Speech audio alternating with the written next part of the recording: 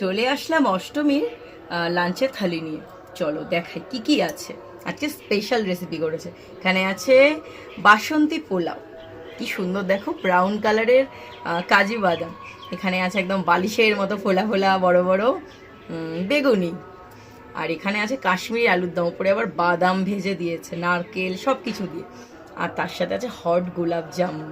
তো খেয়ে দেখি, প্রথমে কাজু বাদাম খাই। শুধু কাজু কে খায়? আমি আমি সত্যি তোমাদের যদি আমার মায়ের হাতের খাবারটা একটু খাওয়াতে পারতাম, এটাই আফসোস।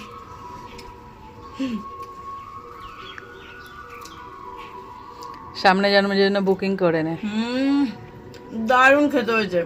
মানে মিষ্টি মিষ্টি পোলাওর সাথে আলুটা দেখো কত সুন্দর, মানে সেদ্ধ হয়েছে পুরো, একদম একটুখানি চাপ দিলেই মিশে যাচ্ছে।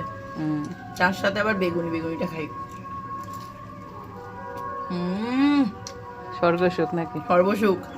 খুব খুব ভালো লাগছে। তোমরা এটা ট্রাই করো, অষ্টমীর দিন বলবো দারুণ লাগবে।